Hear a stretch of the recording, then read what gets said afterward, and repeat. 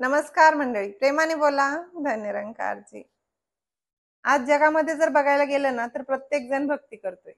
पण एखाद्याला जर विचारलं ना की भक्ती म्हणजे नेमकं काय हो, तेव्हा ते सांगतील देवपूजा करणं, म्हणजे मूर्तीपूजा करणं, तीर्थाला जाणं, होम हवन करणं, अगदी काही आपल्या आपल्या पद्धतीनं.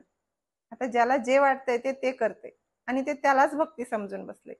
नंतर शहनशाह बाबा अवतार सिंहजी महाराज अवतारवाणीमध्ये म्हणतायत की मर्म न जाणे जग भक्तीचे, ईश्वर प्राप्ती खरी भक्ती, त्यागुण भ्रमशंका सद्गुरूला प्रसन्न करणे खरी भक्ती.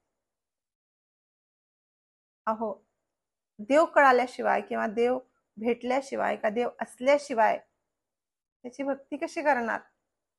जसे की आपण प्रत्येक महात्म्यांच्या मुखातून ऐकत असतो, एक बाळच नसेल तर त्याचं नाव कसं ठेवणार? आपण बऱ्याचदा एक उदाहरण ऐकलेलं आहे. एक माणूस स्वतःच्या मुलाला डॉक्टर करायचं म्हणत असतो आणि त्याची पत्नी त्याच मुलाला इंजिनियर करायचं म्हणत असते.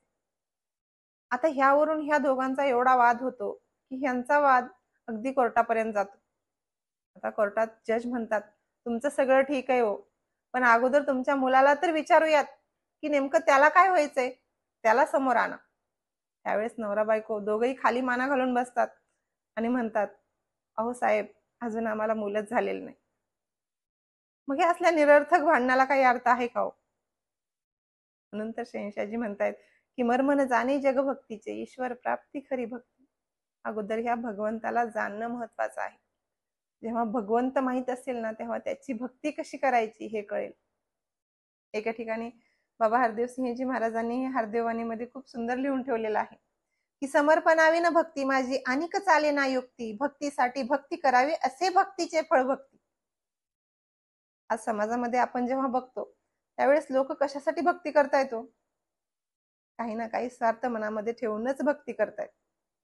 एके ठिकाणी आपण गीत सुद्धा सुंदर ऐकलेलं असते की नारळाच्या बदल्यामध्ये सुख सार मागतो, माणूस कसा देवासंग खोट खोट वागतो. आज प्रत्येक जण जेव्हा केव्हा भक्ती करतोय तेव्हा ह्या परमेश्वराकडे असं मागणं मागतोय की देवा हे माझं असं हो दे, मग मी तसं करेन. अहो, कोण कोण म्हणतंय की देवा मी तुला नारळ फोडेल, तर कोण कोण म्हणते देवा मी तुला 5 नारळाचं 11 नारळाचं तोरण बांधेल. त्या देवाला काय घेणं देणं आहे हो तुमच्या नारळाशी? त्या नारळामध्ये पाणी कोणी निर्माण केलं, हा प्रश्न मोठा आहे नाही का? पण आपण उलट हा सगळा विचार आपण कधी करतच नाही.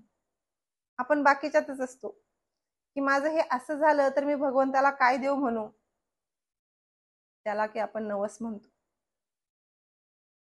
एके ठिकाणी दसीला आठवतंय की संत तुकाराम महाराज म्हणतायत की नवसे पुत्र होती तर का करावा लागत असे पती. म्हणजे संतांनी किती परखड भाषेमध्ये आपल्यासाठी लिहून ठेवलेलं आहे, पण तरीही आपण त्याच गोष्टी करतोय ज्या आपल्याला संतांनी नका करू म्हणून सांगितले. आणि ज्या गोष्टी करा म्हणून सांगितले त्याच्याकडे मात्र आपलं लक्षच नाही. नाही एके ठिकाणी संत म्हणतायत की भक्ती नाही साधी भोळी, भक्ती आहे सुळावरची पोळी. ह्या भक्तीला सुळावरची पोळी का म्हटलं गेलं असेल हो? म्हणजे जुन्या काळामध्ये एखाद्याला जर कुठल्या अपराधाबद्दल शिक्षा द्यायची असेल तर त्याला ते सुळावर चढवलं जायचं आणि तिथं सुळावर कडेला एक पोळी बांधलेली असायची, जे की ती घेऊन खावी लागायची. म्हणजे ते एवढं सोपं नव्हतं. मग ही उपमा भक्तीला का दिली असेल संतांनी? तेव्हा भक्तीमध्ये आपल्याला हा परमेश्वर भेटतो आणि हा परमेश्वर भेटल्यानंतर सद्गुरूंनी सांगितलेलं कर्म जेव्हा आपल्याला करावं लागतं तेव्हा प्रत्येक ठिकाणी ठाई ठाई कणाकणात नव्हे नव्हे तर प्रत्येकामध्ये आपल्याला हा भगवंत दिसतो. मग तेव्हा आपल्याला ह्या सगळ्यांना भगवंत मानून चालावं लागेल. हे एवढं सोपं आहे का हो?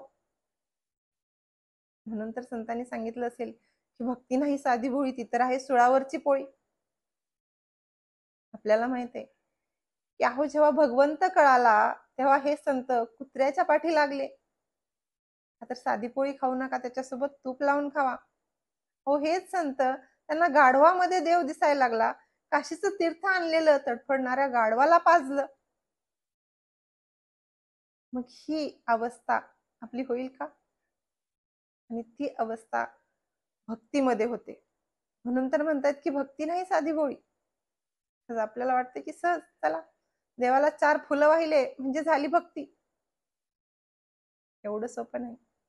शहंशाह बाबा अवतार सिंहजी महाराज म्हणतायत की त्यागुण भ्रमशंका सद्गुरूला प्रसन्न करणे खरी भक्ती. मग सद्गुरू प्रसन्न कशाने होईल याचा विचार केला पाहिजे.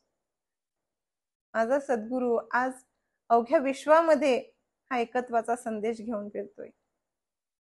या जगाला अंधश्रद्धेतून दूर काढण्याचा प्रयत्न करतोय आणि सगळ्यांना समजावून देण्याचा प्रयत्न करतोय की बाबा रे, हा भगवंत एक आहे आणि ह्या एकाला जाणा, एकाला माना आणि एक व्हा. जेव्हा हा भगवंत एक आहे, आपण सगळे याचे लेकर आहोत, याचा अर्थ आपण सगळे एकच आहोत, एकाच घरातले आहोत. मग ही जात पात जे काही आपल्या मनामध्ये भेद असतील ते निघून जायला पाहिजेत. तेव्हा आमचा सद्गुरू कुठेतरी खुश होणार आहे.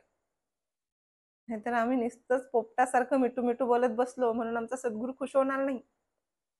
जर आमचे कर्मही आमच्या बोलण्यासारखे नसतील तर सद्गुरू खुश होणार नाही. आम्ही जे बोलतोय ना ते करत असू तरच सद्गुरू खुश होणार आहे. तेच कार्य आम्हाला करायचंय. सद्गुरू जे काय सांगतोय ना ते आम्हाला करायचंय. बस आम्हाला माहिती नाही दुसरं काय आहे. असे काही एवढी महान नाही, पण जे काही सुचतं ते तुमच्या पुढे मांडण्याचा प्रयत्न करत असते. माझे व्हिडिओ जर तुम्हाला आवडत असतील तर प्लीज लाईक, शेअर आणि सबस्क्राईब करायला विसरू नका. धन्यवाद.